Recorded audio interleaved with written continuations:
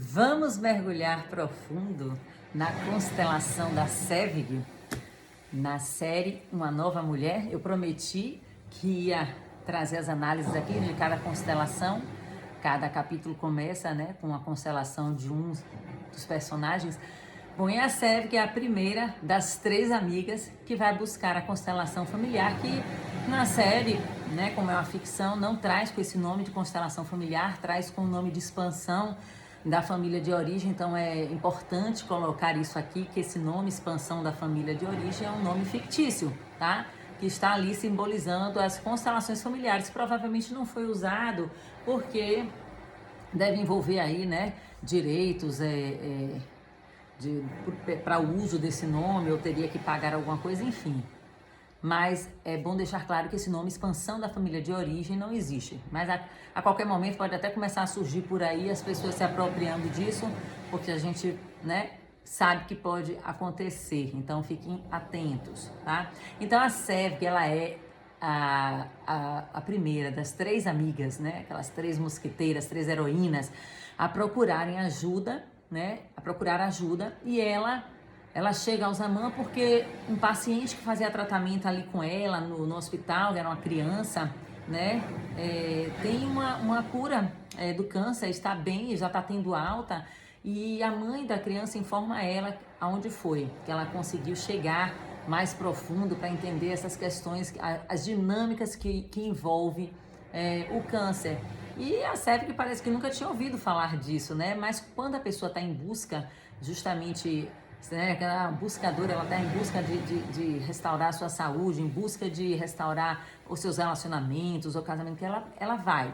Então a Sevig faz esse movimento, ela vai até o Zaman, e no momento onde ela chega lá no consultório do Zaman, é muito importante, porque o Zaman, ele parece aquela figura, eu já falei aqui, que Zaman lembra essa sonoridade muito forte com o xamã. Xamã é um místico, xamã é da cultura indígena, dos índios norte-americanos, que tem muitos poderes, eles têm uma sabedoria, e é lindíssimo, Então, o Zaman, na verdade, eu vejo ele como um terapeuta constituído de várias escolas, de muitas formações, até porque se você assistir a série toda, cuidado que aqui tem spoiler, tá? Se você assistir a série toda, no 8º capítulo, você vai ver lá que o Zaman, ele é médico, formado na maior universidade lá da Turquia, provavelmente a mesma universidade da doutora Ada, que é aí a personagem principal.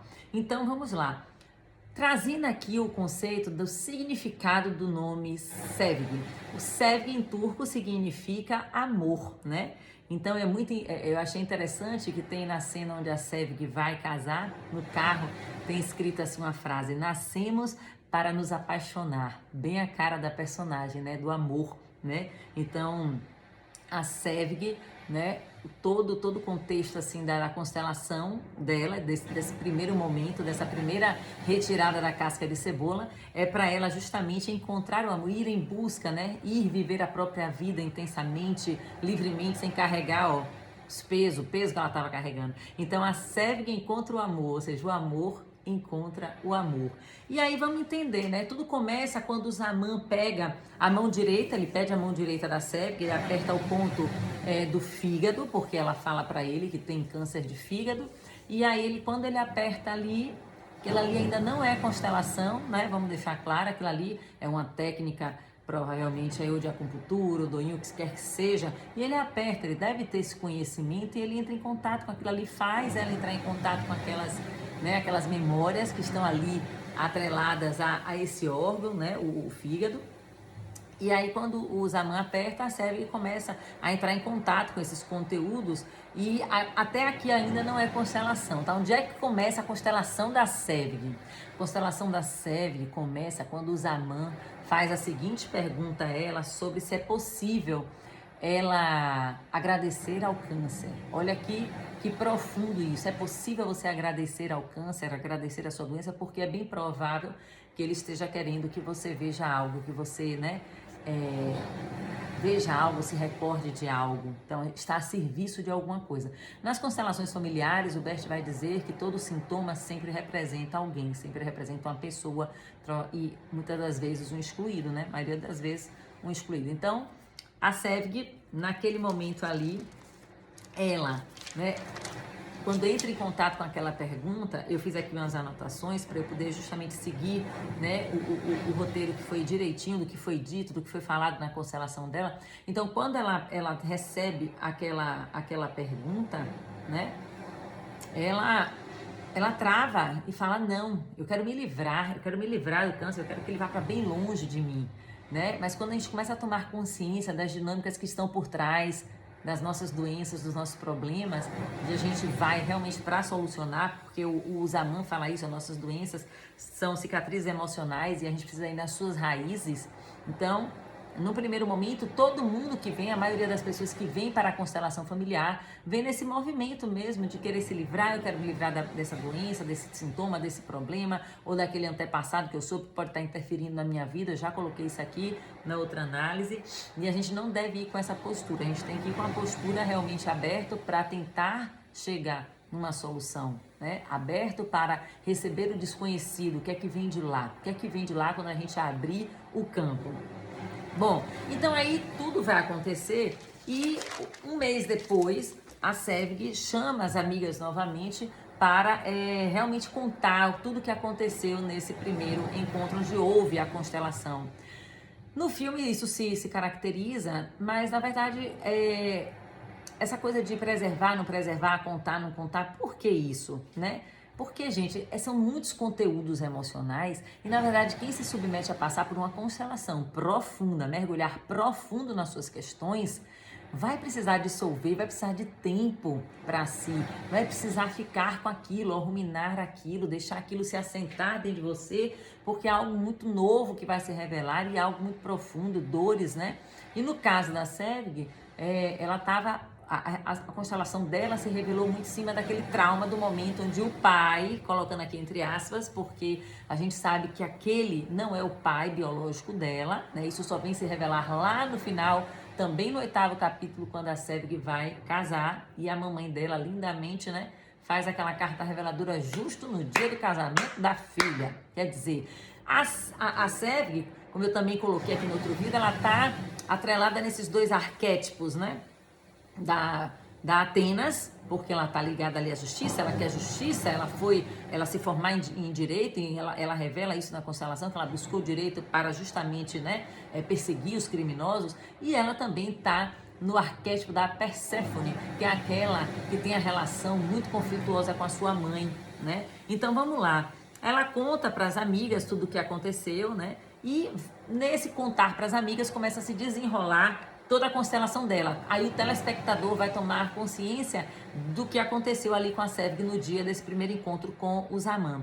E aí quando o Zaman abre o campo, e é bem bacana isso, ele pega, escolhe uma pessoa para representar você, ela escolhe, a representante entra no campo, e ao entrar no campo e começar a se conectar com o campo da Sevgi, a representante vai ao chão, fica de joelhos, e o Zaman pergunta o que é que a representante da Sevgi está sentindo, porque ela começa a chorar, né, sentir uma dor na barriga, e o Zaman então pergunta, né, como está a Sevgi? E a representante responde, dói aqui dentro.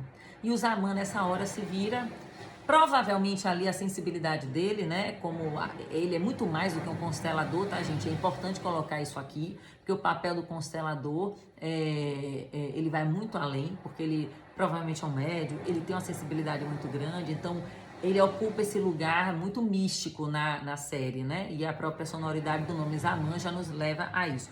Então ele pergunta e a representante fala que dói aqui dentro, e Zaman intuitivamente pergunta a Sevgi se ela perdeu alguém importante por volta lá dos 6 anos de idade. Aí Sevgi começa a entrar em contato com esse conteúdo do dia da morte do pai, né? Onde ela sempre se culpou, achando que o pai tinha morrido por culpa dela. Olha o piano já nas costas da Sevgi, tá? E aí ela coloca isso, né, e que foi justamente no dia do aniversário dela, e ela tava comendo a romã, né, e o Zaman faz toda aquela explicação belíssima no início lá no consultório sobre a romã, que é um símbolo de prosperidade, que dentro da semente do romã ali tem muitas vidas, então dentro de nós também somos constituídos de muitas vidas, das histórias dos nossos antepassados, né? Então, a Sevgi se sente muito culpada pela morte do pai, né? E o pai, né? E ela afirmou para o Zaman que acreditava tanto que o pai morreu por culpa dela, que ela decidiu ali naquele momento de dor e sofrimento, no momento do trauma, que ela queria era ir no lugar dele, que ela não queria que ele fosse, que ela queria ir. Isso é o amor cego, né? Os filhos, né, fazem isso. Esse movimento é interno, é inconsciente. Ela não é uma coisa assim, ai, não, quero ir no seu lugar e falar e verbalizar, é dentro da gente. Então ela fala ali na hora pro terapeuta, né, que eu tava me sentindo tão culpada que eu queria ter morrido no lugar dele. E a partir daquele dia, ela fala isso, né? Ela verbaliza isso. Cada célula do meu corpo começa a deteriorar. Olha isso. Né? Ou seja, aceitou um comando, é muito forte, começou a deteriorar. E ela ficou com raiva do criminoso, ou seja, se vincula, raiva vincula qualquer emoção, vincula emoção gruda, tá? Ficou com raiva do criminoso e tomou outra decisão, né? Que se tornaria uma advogada para lutar contra os criminosos. Ou seja, imagina ela, na consciência dela pessoal, lutando contra essa consciência coletiva dos criminosos. O que é que acontece? Ela começa a perceber que isso só a fez consumir mais ela cada vez mais. Então, por isso o cenário do câncer aí também estava, né, instalado fora qual é o problema realmente profundo da SEP, né? Então, a representante começa a verbalizar que a SEP está carregando um peso, né, que é isso, carregamos pesos demais, pesos que não são nossos, né? Então a gente tem que parar de carregar esses pianos, gente. Vamos lá. Aí entra na constelação, quando o constelador provavelmente reparou, pô, uma criança vendo aquela cena precisa do apoio da mãe. Então chama a representante da mãe, entra a mãe na cena, só que a mãe faz o quê? Vai para as costas da SERG, vai para as costas da representante da SERG. Uma criança não dá conta disso. E o constelador percebe a sensibilidade do constelador e questiona, né, para a mãe se colocar ao lado ali do marido, ao lado do pai, né? Porque o constelador também não está sabendo de nada da trama que envolve aí a SEV. E a mãe muito dificilmente faz esse movimento. E nessa hora, a SEV, que está assistindo ali a constelação dela, vendo toda essa revelação, começa a cair as fichas. E isso acontece mesmo. E ela se dá conta de que, para poupar a mãe do sofrimento, ela se colocou no lugar desse pai a vida inteira, justamente para compensar essa mãe, sistema de compensação, né? Então, por quê? Porque eu me sentia culpada, meu pai morreu por causa de mim, era meu aniversário, eu estava lá no parque, aconteceu aquela tragédia, né? E aí eu vou e me comporto como um marido da minha mãe, isso é inconsciente também, né? Então ela fala, ela vai narrando isso no decorrer, ao ver essa cena, a Sérvia toma consciência e de outra decisão interna que tomou para poupar a mãe da perda do marido, né? Se coloca na vida como se fosse o marido dela. Então, quando essa ficha cai, quando essa chave destrava na mente de Sérvia, ela pode entender isso, uau, né? Que ficha, que consciência, né? Então, aí começa a entrar as frases de solução, mas eu sou só a filha, né? Eu não dou conta, né? Eu estou soltando esse peso, né? E devolvendo para você, porque eu não vou conseguir fazer isso. Aí ela fala assim, né? Porque eu sou sua filha, você é mais velha. Na verdade, a gente usa muito a expressão você é grande, porque a gente respeita a hierarquia, né? Então os pais sempre são grandes em relação aos filhos, né? Os avós mais grandes ainda, porque sempre quem vem antes vai sendo maior e quem vem depois é o menor, né? Então ela vai falando essas frases de solução, vai melhorando toda a situação, né? Então o constelador pergunta à representante do pai que está deitado ali, né? Como é que se ele quer dizer alguma coisa, e aí nessa hora o Zaman manda o representante do pai falar, quando o pai fala assim, eu quero dizer. E aí ele fala, a melhor coisa que você, minha filha, pode fazer por mim é viver a sua vida. Ou seja, o pai liberando e dando essa bênção para essa filha, vai viver. Por quê? Porque nossos pais, eles vivem, quando o pai e mãe da gente morre, gente, esses pais, eles vivem mais do que nunca através da gente. Eles estão mais vivos do que nunca. Então esse pai fala, a melhor coisa que você pode fazer por mim é viver a sua vida por inteiro, tá? Por inteiro, livremente, aproveite a vida, se abra para o amor. Imagine, o amor precisa se abrir para o amor, né? Sevig, se abra para o amor. né? Eu sempre vou estar com você, ao seu lado. Você precisa viver a sua vida ao máximo. Será que fazemos isso? Será que estamos vivendo a nossa vida ao máximo, com toda a potencialidade? Será que estamos tomando posse de tudo aquilo que devemos tomar nessa vida? Será que estamos nos apaixonando? Será que estamos amando verdadeiramente, né? Quem está na nossa vida, seja nosso parceiro ou parceira? Será que a gente tem coragem de mergulhar nesse oceano aí profundo dos relacionamentos, se vincular de fato e sair dessa superficialidade dos joguinhos, né? Dos controles, né? Vamos lá, vamos pensar, vamos refletir. E aí, então o constelador pede para a representante da SEVG dar um passo à frente, ou seja, vá, faça o movimento de ir. E aí a representante, né, ela vai dar um pequeno passo, mas ela pare nessa hora aí, né, ela para e fala assim, mas tem alguma coisa faltando. Ela olha assim para trás, tem alguma coisa faltando. E na cena a gente vê o constelador de fundo, assim, pensando muito, refletindo, porque aí, né, para quem tem experiência, o Zaman tem muita experiência ali, né? A gente percebe que tem algo ali oculto, tem algo ali que provavelmente a própria SEVG não sabe, ninguém sabe, é um segredo familiar, algo que foi escondido e que é o quê? Que é o verdadeiro X da questão do problema da SEVG, que é justamente a exclusão que aconteceu com o pai dela. Por quê? Né? Mas aí nesse momento o Zaman decide encerrar a constelação, vamos por partes, né? Uma coisa de cada vez. Já teve muito conteúdo aqui para essa paciente, né? Vamos chamar a SEVG assim, para essa paciente lidar com isso, processar isso em sua alma, deixar esse iCloud agora, baixar esse download, atualizar tudo isso aqui, tá? Para depois disso. Então, o Zaman, inclusive, fala para ela que as coisas, né, iriam se revelar com o tempo, porque na alma foi feito esse movimento. E quando a gente se rende à alma, quando a gente se reconcilia, quando a gente olha, quando a gente vê de fato, as coisas elas vão caminhando para chegar para essa solução. O próprio movimento da alma vai fazendo isso. E não foi à toa que a mãe dela sentiu que precisava contar à filha, que tinha chegado a hora que precisava contar a verdadeira história da filha, né? Então aí o Zaman retira todos os representantes do campo, mandando dar um passo para trás. E isso aí eu já vi, depende muito de cada constelador. Tem constelador que manda você dar um giro, rodopiar, e rodopia no sentido horário, sentido horário, então isso aí não interessa muito, né? Então, tem um enigma, né? O Zaman fala, tem um enigma que devido ao tempo isso vai se revelar, e a SEVG fica intrigada com isso, pensando nisso, mas ao mesmo tempo ela quer se abrir para esse amor, ela pede lá a deusa novamente, Atenas, ela vai plantar aquela árvore dizendo que gostaria muito, né, de se apaixonar e de amar e ser amada, né? A Ada, inclusive, fica questionando muito a SEVG. A Ada ainda nesse momento está bem racional, está muito cética.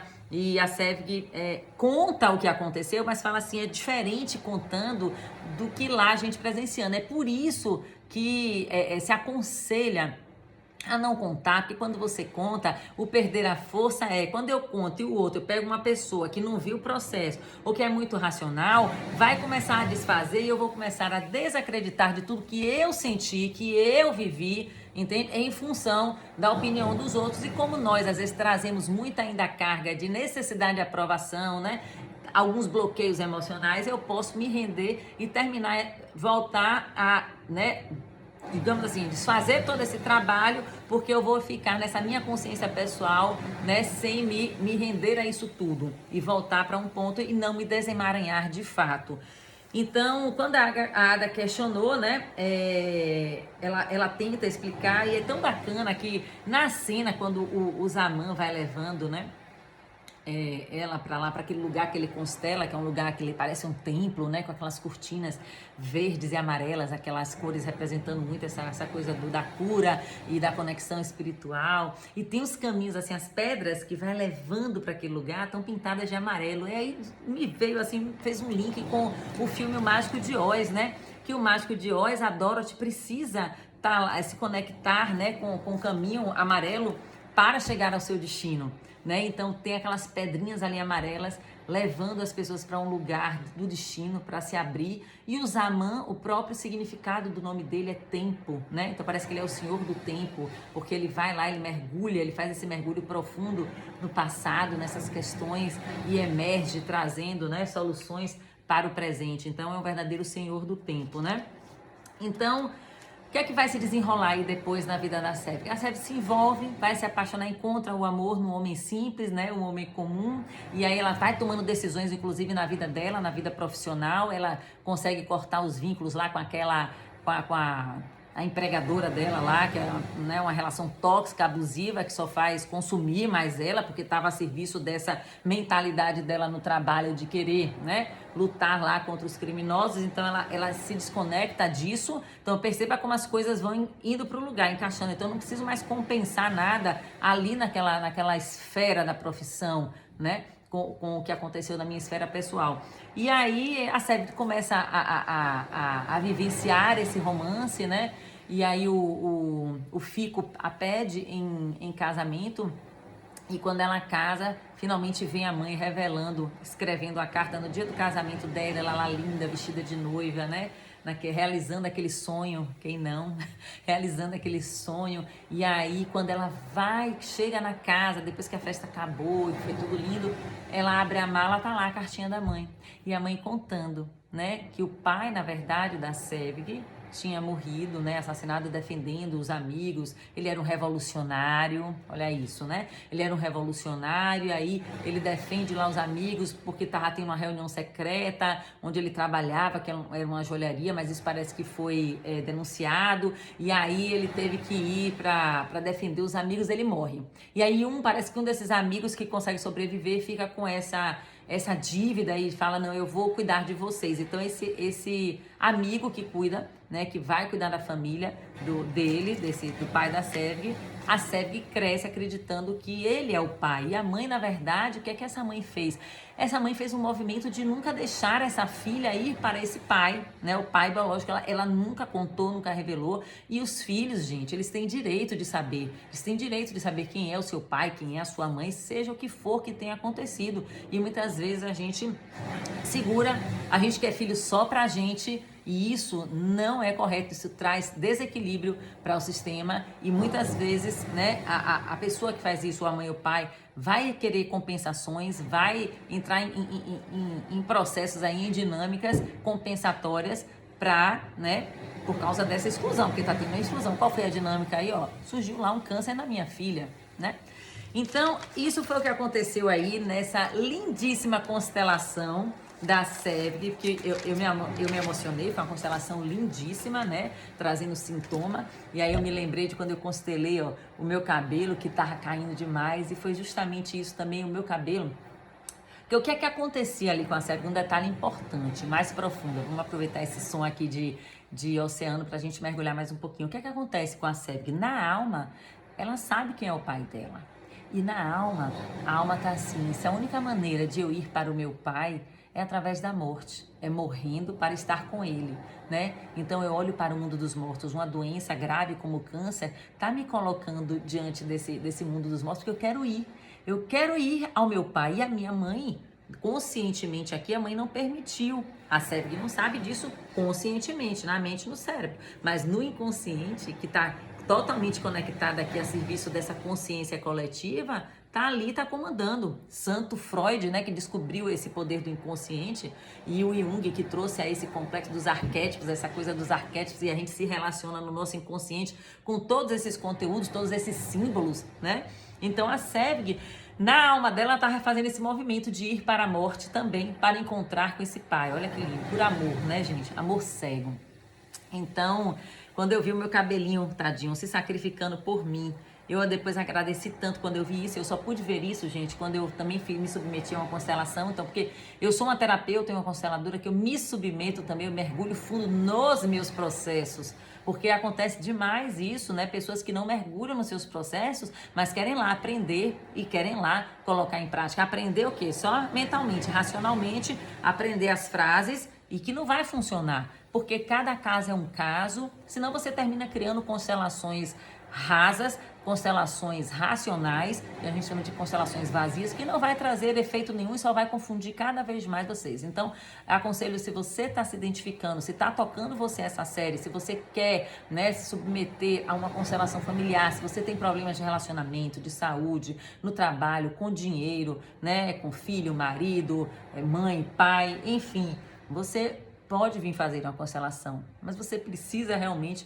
né, ir para um profissional, uma pessoa que saiba utilizar essa ferramenta, que seja muito capacitado, porque senão você pode complicar mais ainda, atrapalhar mais ainda e não entender nada. Eu já recebi muitos pacientes que se submeteram a constelações com profissionais e que não chegava a solução e piorava mais ainda a cabeça da pessoa. E eu precisava pegar aquilo para finalizar, para fazer o sentido e finalmente trazer a solução e a pessoa, ó, parar de carregar o piano, fazer a reconciliação que precisa fazer ou se render a essa alma para se liberar finalmente, deixar esse peso de quem é, porque o pai morreu ali, a dinâmica do pai ela morreu, mas ela segurava aquela carga, ela dizia, a culpa foi minha, coitada, uma criança, né? A gente faz isso muito inocentemente, então a culpa não era dela, do pai ter morrido, né? Da mãe ter ficado sozinha, assim, o pai também não era dela, então ela precisa deixar essas cargas com quem é, porque são adultos e precisam ter condição de lidar com suas questões. E se você não está tendo condição de lidar com as suas questões emocionais, psicológicas, procure ajuda, procure terapia, venha fazer uma terapia regular, venha fazer constelação, porque ali na hora, ó, que o Zaman percebe que quando a representante fala ainda tem algo faltando, aquele é o desconhecido, nu e cru, se revelando ali pra gente. E se você não tiver coragem, né, de receber esse desconhecido, né, de olhar para isso e de entender que está mais profundo o problema do cliente, que ali só foi a primeira camada, porque a constelação da SEP representou um trauma e não o que de fato é. Mas isso depois foi se tomando esse caminho e como a série, eu espero, tem a segunda temporada, a gente ainda vai ver muita coisa por aí. Então é isso, espero que vocês tenham gostado. Até a próxima. E eu devo fazer a próxima constelação, que deve ser a próxima constelação. Deixa eu ver, foi da Ada. Eu acho que é dela. Tá bom? Prometo na semana que vem. Um beijo para vocês.